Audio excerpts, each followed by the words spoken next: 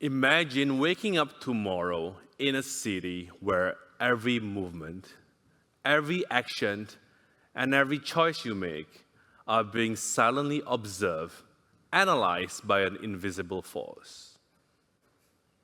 Now stop imagining, because you are already living in that city. Today, I want to take you on a journey through your day, revealing a hidden network of sensors and the AI that fits on them. And ask the crucial question, will this AI bring order or chaos to our city? Let us start with the morning. You wake up, you unlock your phone.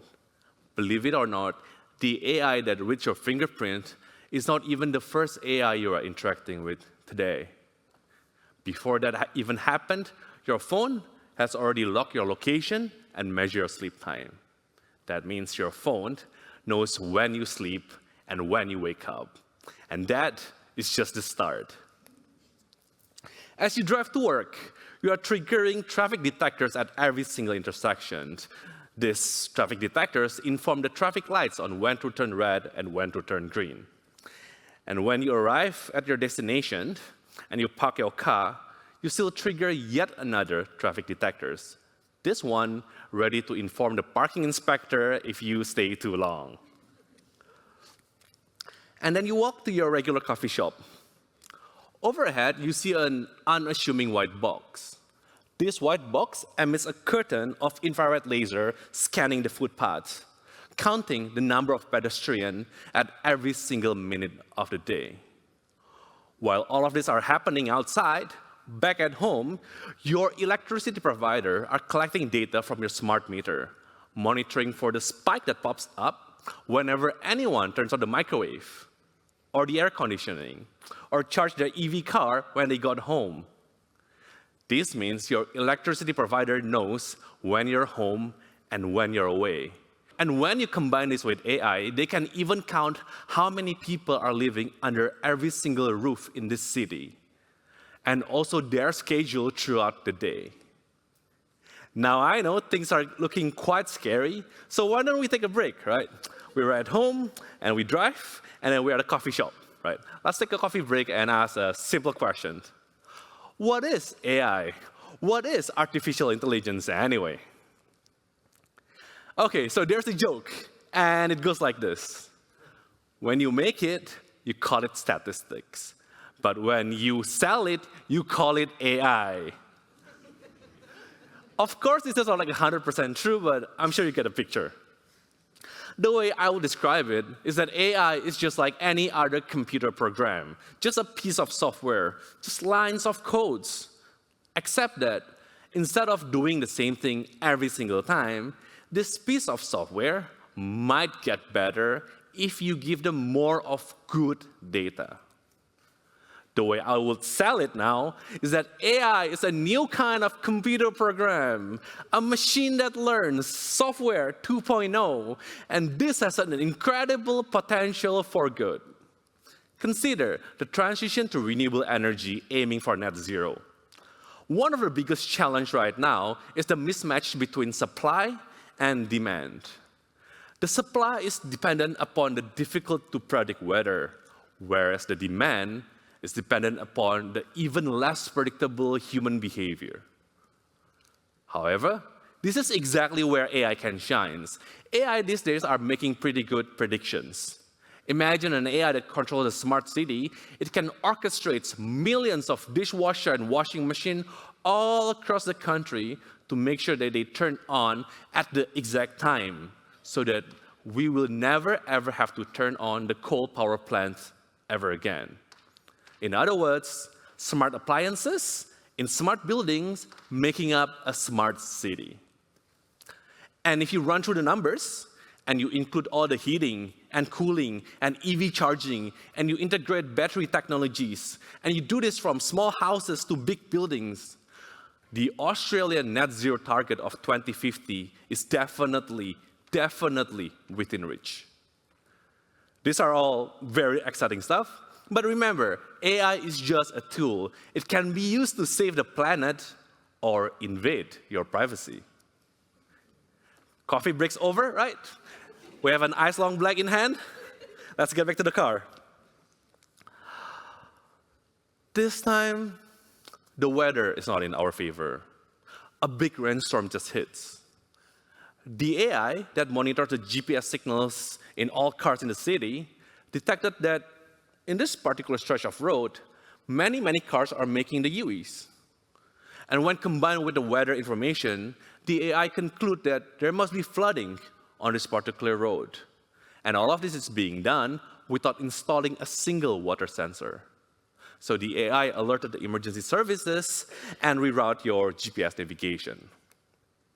However, you are there in your car, and you look around, and you don't see any flooding or any other issues.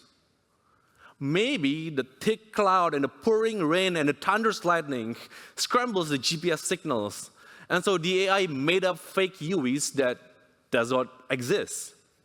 Maybe this is just another time the AI is making another mistake, just like how generative AI these days keep on drawing human hands with like 6 or 7 fingers. What's up with that? AI can be extremely accurate in normal situations. This is because they are trained on data, and there are plenty of data about the normal situation, about the normal traffic, about the normal weather. However, as I'm sure you're all aware with, when there is a lack of data, AIs would fail miserably. Just ask any of your multilingual friends how large language models like ChatGPT, how poorly they perform in their native languages. This is because they are trained on the internet, which is predominantly American English. You have no idea, when I'm writing this script, how many Z's I have to turn into S's. And you bet I have to turn all the U-turn into U's myself. Okay, back to the car. Bad news. The rainstorm has turned into a once-in-a-century flood. A situation that has never appeared in any AI training data. As a result, the AI goes haywire, producing dangerous and misleading misinformation. Do not mistake this scenario as a rare exception. Because of climate change, every single year, we are hitting a new record on the weather. This means that every single year, exactly when we need the AI the most, they will fail. To face the changing climate, an AI that simply learns from existing data is not good enough. We need an AI that is able to adapt to situations where we don't have the data, but we already have the science. There is a possible solution, and I think that is to add guardrails to the AIs, that we should require AI must follow the physical constraint of a city and common sense facts. For example, most people will have 5 fingers on their hand. And this might be more doable than you think. This is because for decades, scientists and engineers have made simulations of physics, weather, climate, and cars and people in buildings and cities. So we already have the exact list of rules that the AI have to obey written in a computer. And we have done something similar with AI. Remember the large language models? I said before that they are being trained on the internet, right? And for anyone who has spent any amount of time on the information superhighway, you know that the internet is not exactly polite society. So why don't large language models, AIs like ChatGPT, why don't they swear like a sailor?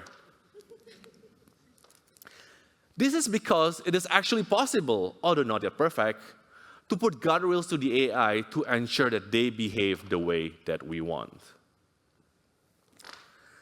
As it was said to the very, very prominent scientist, Peter Parker, the Spider-Man, with great power comes great responsibility. An AI that is powerful enough to hit the net zero target and coordinate the emergency worker during the flood of the century is also powerful enough to create a surveillance state.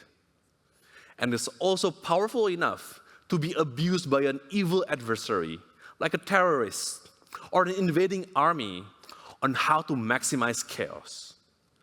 I don't want to end on a low note, but it would be irresponsible to not emphasize caution. During the Iron Age, a blacksmith could turn iron into both sword or plowshare. Today, we are at the peak of information age. As a cybersmiths, we must ensure that our creation does not exploit and devour, but rather heal the planet and flourish the people. Thank you.